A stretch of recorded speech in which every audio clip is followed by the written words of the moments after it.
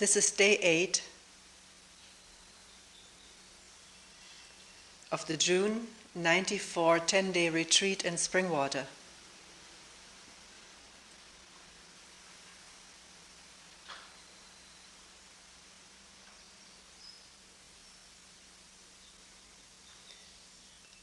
The question of choice, freedom of choice, has occupied the mind of many people. It has come up in meetings again, and we will continue with it, because somehow or other it wasn't finished yesterday.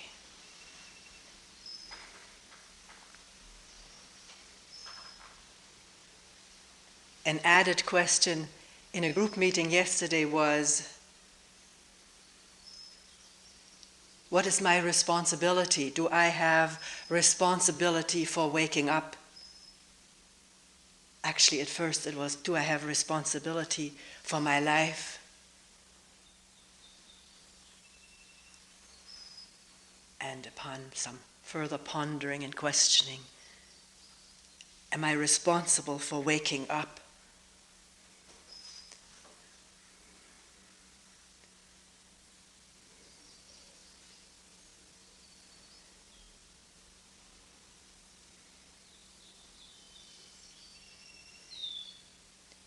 These seem to be some of the most confusing questions that we raise. Confusing because there is such infinite precedence for believing that we have choice, that we are indeed the chooser of what is chosen. And in reflecting about choices we've made, decisions we've made in the past, that seems to confirm the assumption that I am a chooser, I am the maker of choice. And it remains confusing until it is clarified what this I is that believes it makes a choice.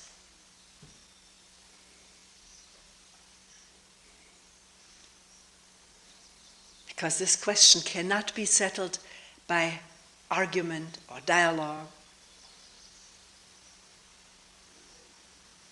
reflecting upon it, thinking upon it superficially or deeply,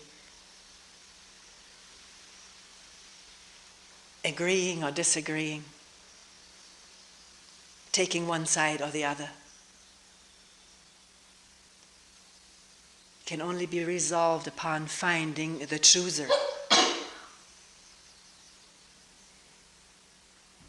What is this I? What is its make-up?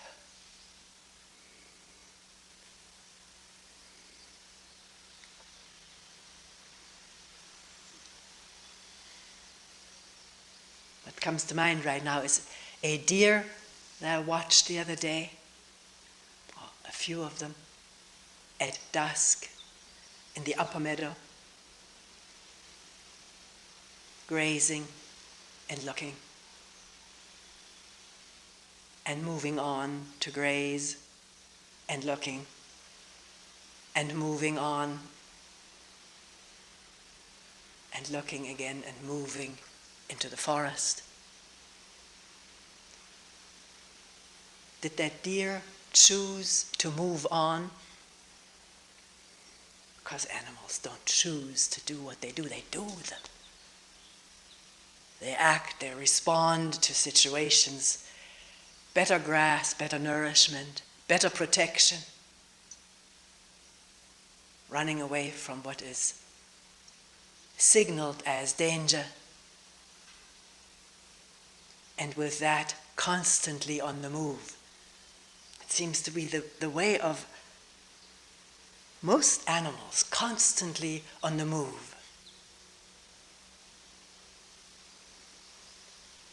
Not because of choice, I have to go to a better place, by that I mean reflection, but the whole action of the field is that of movement, moving on, not just to better food or more food, but away from a place which after a while either has been grazed bare or may be dangerous.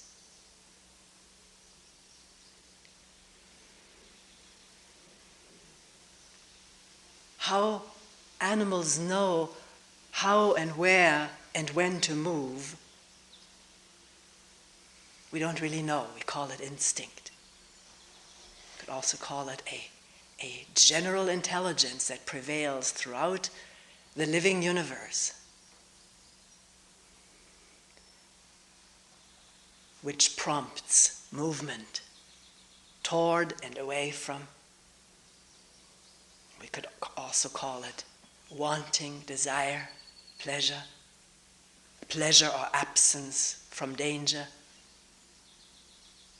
When we say we choose something different or better, isn't it the attraction of more happiness or some happiness, more pleasure or some pleasure, absence of displeasure as experienced and remembered from the past, that causes the move towards something or away from something else? And consciously reflecting upon it, we say, I chose to move, to leave, to go someplace else. But can we question it, stay with it, watch it, plumb it deeply, beyond the words given to it conventionally, which we collectively absorb from each other and create for each other?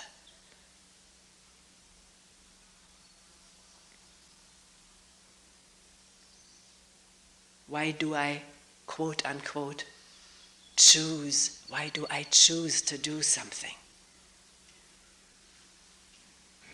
That's the way I put it. I'm going with that language right now.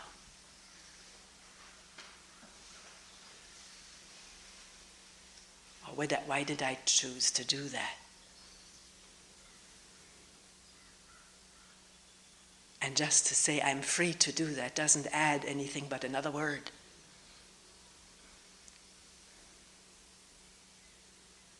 Am I free from the desire for pleasure, safety, security, absence of irritation or annoyance, absence of pain, seeking in imagination that place, that person, that community, that country where imagination promises that this will take place?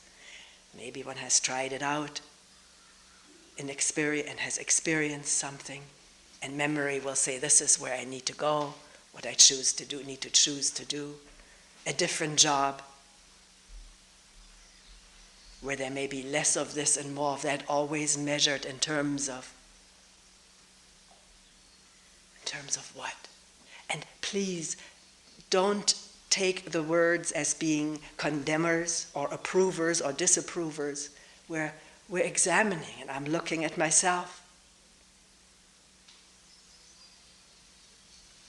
Because we're all in this. We have the same body-minds in basic structure, not in the content of thoughts and experiences and looks and so forth, but in the structure of attraction and repulsion, and reaching for what is more attractive or trying to get away from what is felt to be unattractive, painful, boring.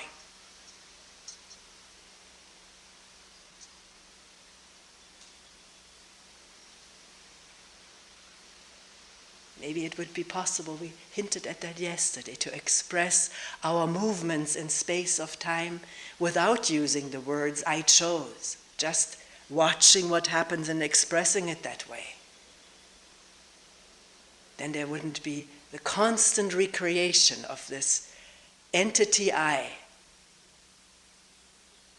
which does not exist except as accumulation of thoughts and memories and desires and fears.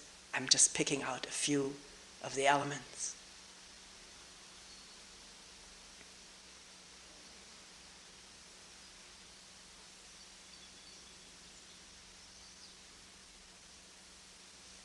Do I choose to do good? Do I choose to do evil? Mentioned yesterday, this is what the Bible proposes or posits. Human beings were given that ability by God to choose right from wrong. So why do we choose evil, what we call evil? Harm to ourselves and each other. Why would we choose that?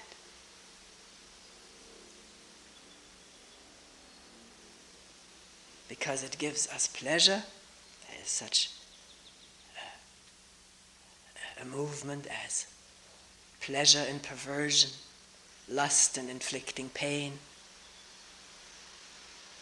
Why?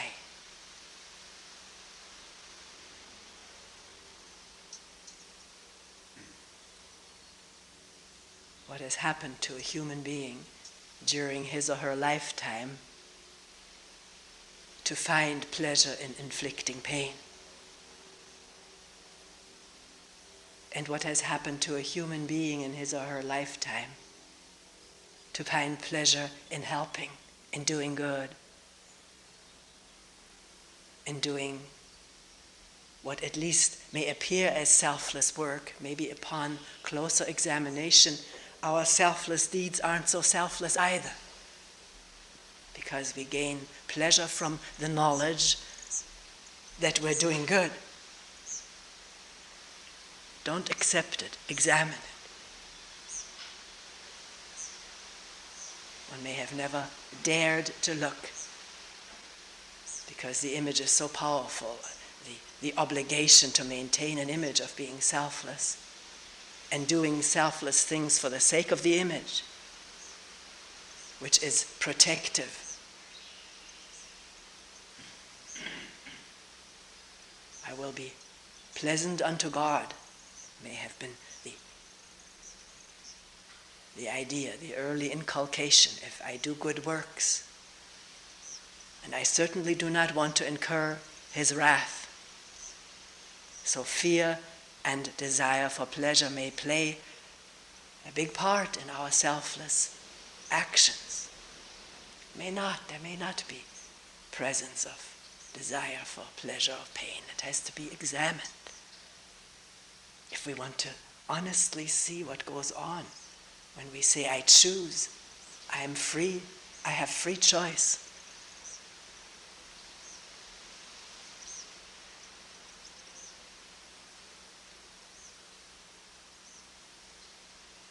The whole ever unfolding drama of human lives. What generates it? What is the most powerful generator unfolding in every new life? Wanting pleasure, wanting satisfaction, happiness, a good body feeling, and avoiding, if possible, pain and displeasure.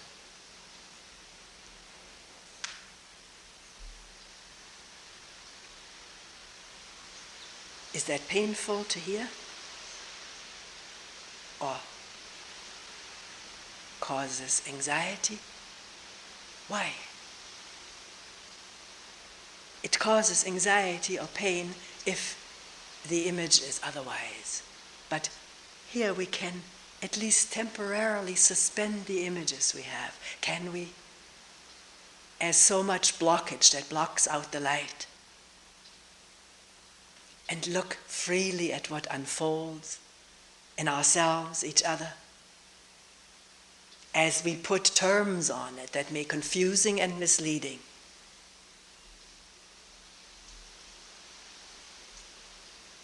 And cause conflict. Like, am I responsible for my life? Already packed in it is the potential for immense guilt, because I'm not leading a life which I think would be the right life to lead. I'm going after pleasure instead of service for others or waking up My life should be in the service of waking up, because I'm responsible for it. See how we can think ourselves into guilt galore? Or sanctimoniousness.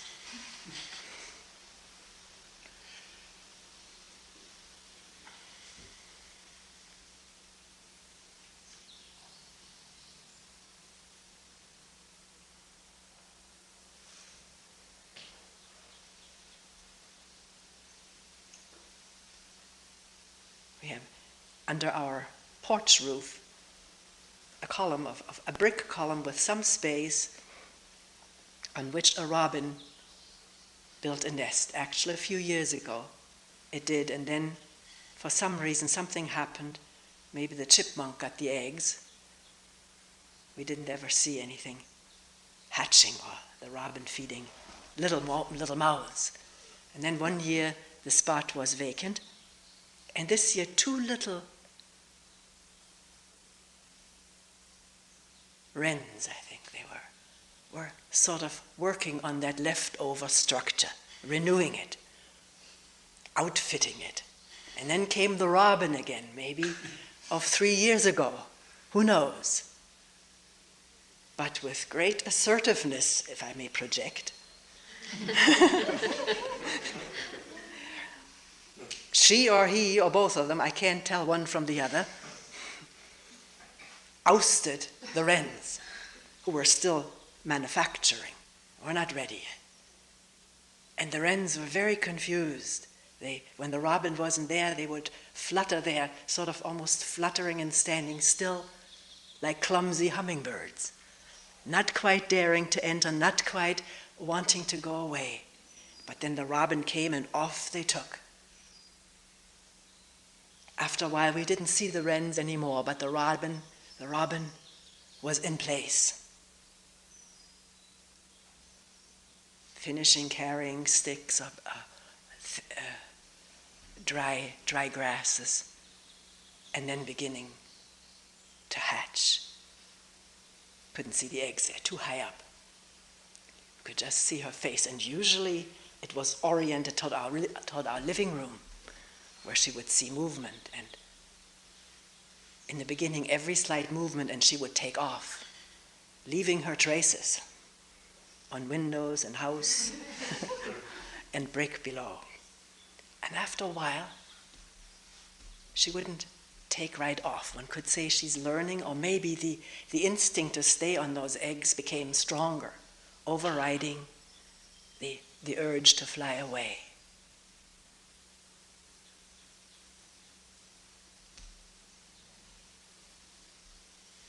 And back and forth. Recently putting some flowers into the border, she would come and go, but stay away less long. Take away at the moment I appeared or moved too abruptly, and come back. And now Kyle just tells me there are 3 little mouths that are being fed. Just can see these little V's. And all the sound that goes with it, and her flying back and forth, either away from somebody who's approaching, and of course getting worms. Constantly going, doing, being. Very alert, and yet not ever totally distracted, no matter what may happen, so far. There's no need to project choice or freedom on this, and yet it is all happening so freely.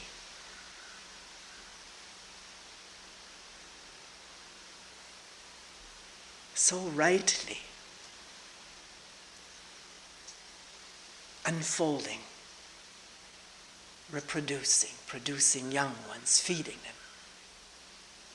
Once they're on the ground, still finding them and feeding them, and after a while, letting go of them. It all happens so lightly, so easily, so unencumberedly.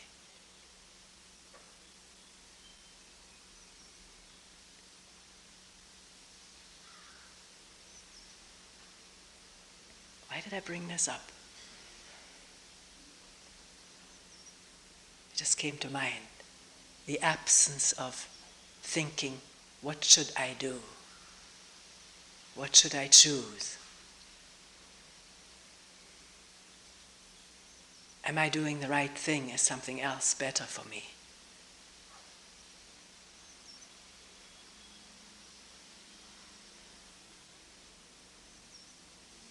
We have that ability to reflect endlessly upon what we're doing, and even more upon what we ought to be doing.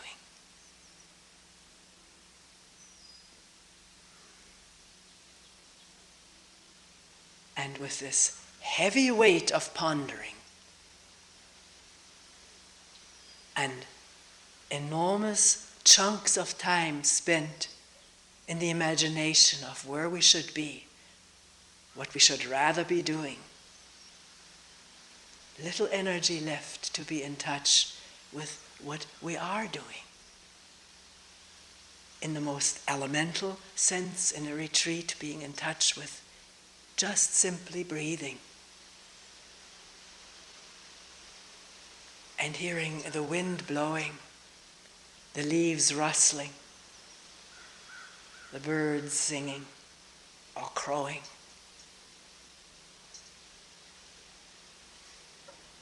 The body sensing, and the brain pouring out thoughts, mostly seemingly randomly, but maybe also to provide stimulation, to feel better, less bored, more excited, dreaming of other places. And the amazing capacity of dreams to arouse the body to feel pleasure and pain almost as though one was there in reality. Of course, are we here in reality? We are, but we don't know it. Because we want to know where we are, we don't see that we're here.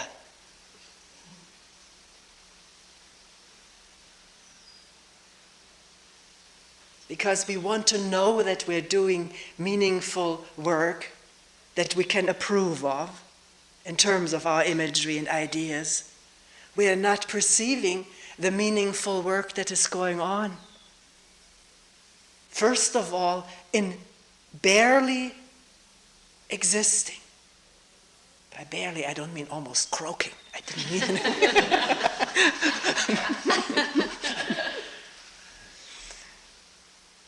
In this amazing, utterly amazing thing that is happening in this body, unbeknownst to us. Because some people know a little bit more about it than others. But we help ourselves to food, sit down, smell the fragrance, the mouth is watering. We begin to chew and swallow. Maybe we're already not quite there anymore. Maybe we are. It's easier in a retreat than elsewhere, where there's supposed to be dinner table conversations going on for a sociable meal. Makes it very hard to digest properly, particularly if one is a passionate talker. So we have swallowed it, the plate has been rinsed. We do that now, it's a nice thing. I'm not putting it all there for the dishwasher to constantly renew the water. Although I wonder whether we use just as much water rinsing all these dishes. Well, that's beside the point. The fact is, isn't it, that once we have cleared our dishes and get up, we forget all about what's happening to this food. The body doesn't forget.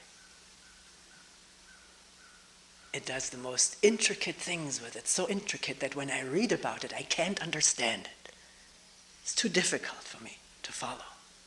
All the interplay and interaction of lungs and heart and kidneys and liver and spleen and glands and blood carrying stuff to the muscles and cells and cell division. Maybe this is why people become specialists, because they can't grasp the whole either. can only focus on one area effectively.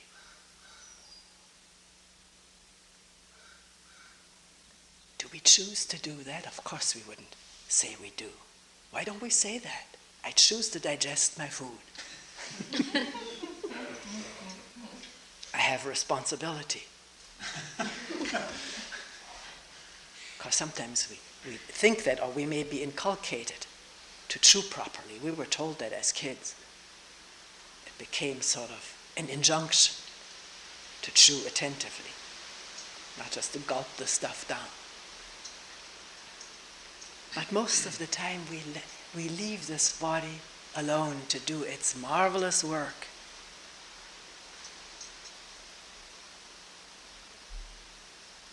And the body is such a coarse word for it. What does one cell do? One molecule, one atom,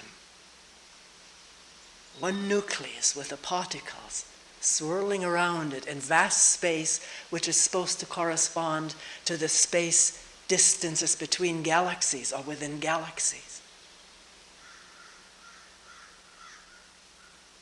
Do the galaxies choose to swirl around?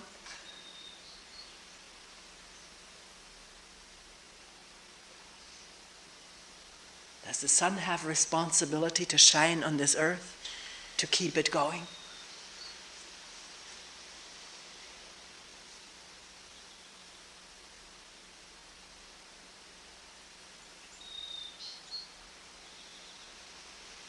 One person in the meeting said a better word than being responsible is being responsive.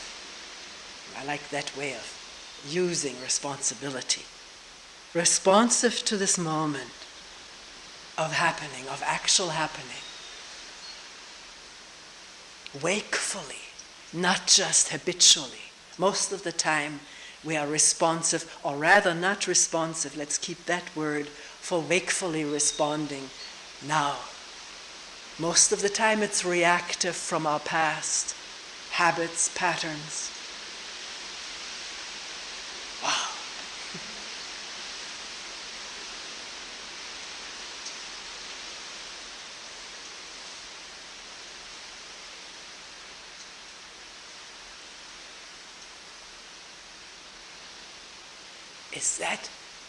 Is that energy separate from listening and breathing?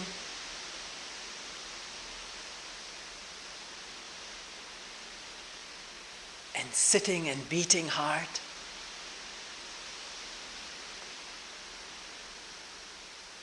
It's out there when we think it's out there. But when we don't think it's out there, when there's just listening, then isn't it all one moving? And one quiet listening that does not move.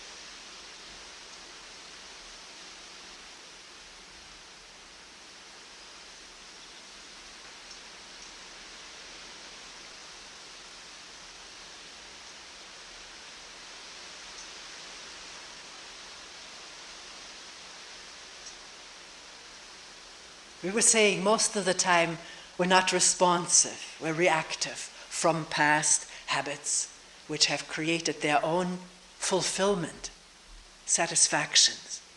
Running habits have their own intrinsic satisfaction which one can notice when one is deprived of a habit, then something is missed, something feels sort of lacking. A certain satisfaction, even if the habit isn't famously satisfying.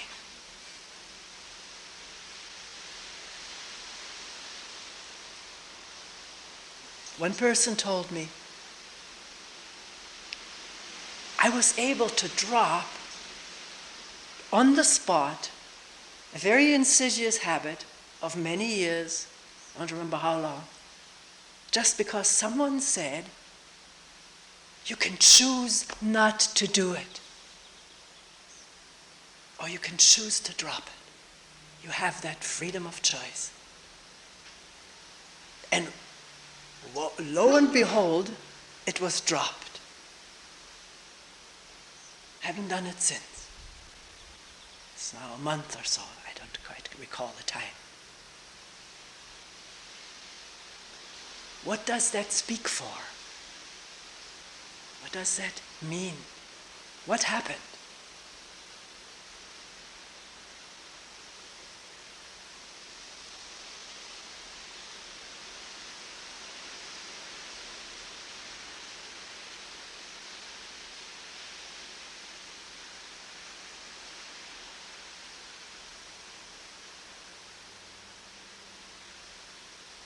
Where does the dropping come from, or the stopping? It's a crucial question.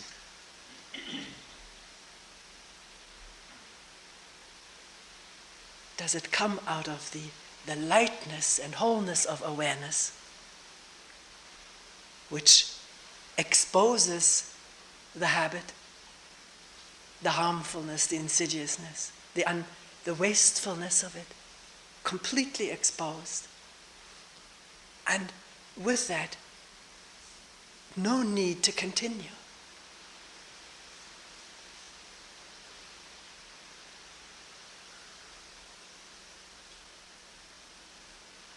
Sometimes we talk about becoming aware of storyline that keeps an angry mood going, talking and describing what she did to me or how he reacted so hurtfully or unnecessarily hurtful to me or crossed my ways, keeping going, keeping thinking about it and emoting.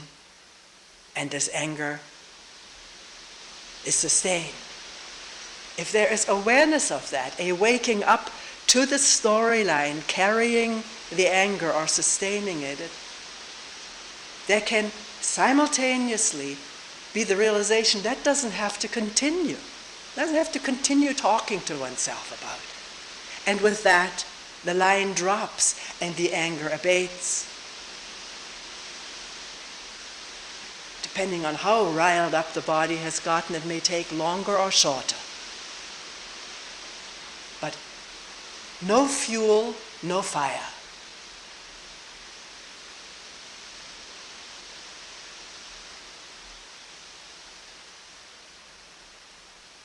And as far as I can see, and I may be wrong,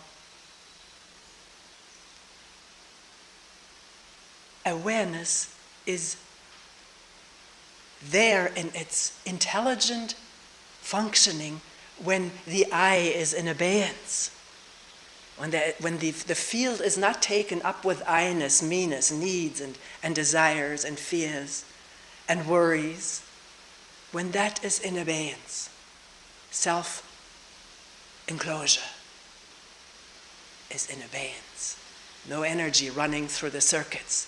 The energy is here now with the wind and heart and breath and words that emerge from consciousness to express something.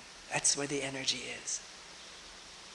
At that moment of seeing thought sustaining anger, no need to continue, because there's no I that says, I have a right to be angry. I'm justified, or I'm bad because I'm angry. Then there comes guilt instead of anger. Or I need to express myself. I love the pleasure of angry feelings, which they can bring some kind of pleasure of release. All of that is in abeyance. It's just seeing how the storyline supports and sustains the mood, which is the body pouring out chemicals, conducting them all over the organs and muscles to manifest what we call anger. The storyline ending, the body calming. And there's no I in that, no chooser. There's only the freedom of awareness to see, to light up and illuminate what's actually happening, and the intelligence of revealing. the falseness of a maintained story.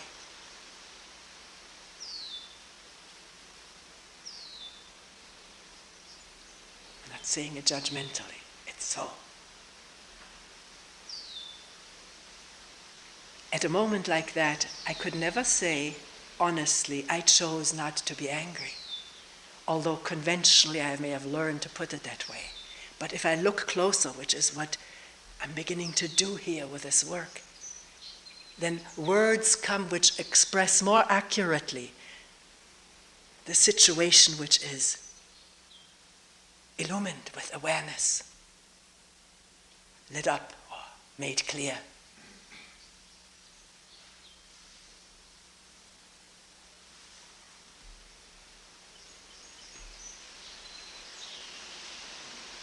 Because I can drop a habit, choose to drop a habit,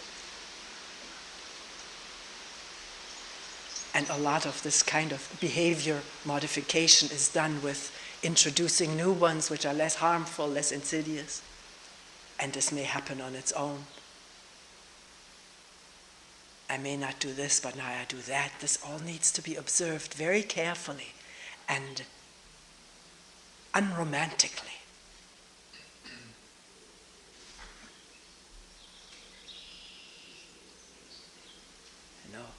A good friend of ours who, I mentioned it in one group, who stopped smoking from one day to another because he realized his life was hanging on a thread. And it had become very clear to him if he was continuing to smoking, this would be the end of him.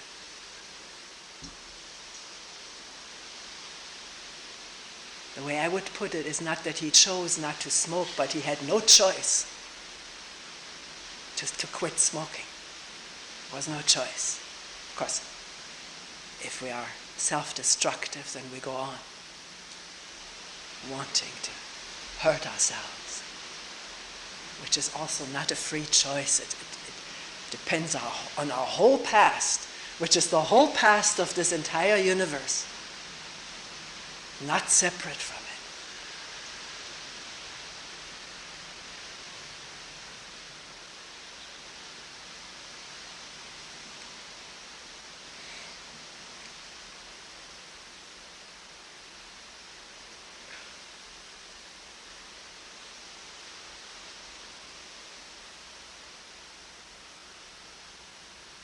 So where are we right now? What are we this instant?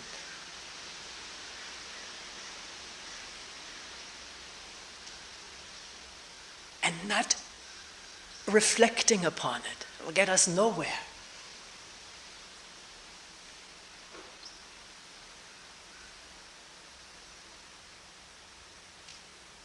You can say, I can't help reflecting. All right, then let reflection be heard and seen and felt as the wind in the trees, not get sucked into the content. Just the openness of everything that's moving. And at the same time, still, quiet, here.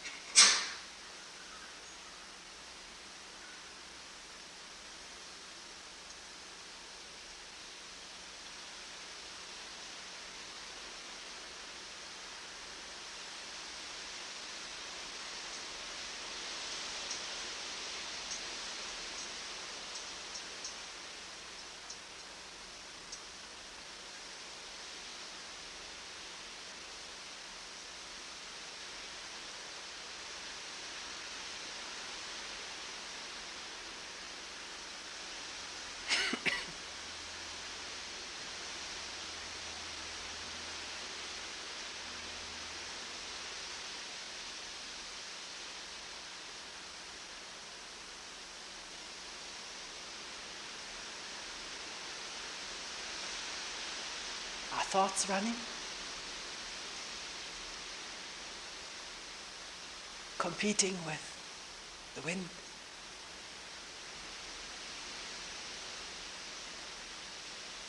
Thoughts in the background, thoughts in the foreground, taking the whole stage.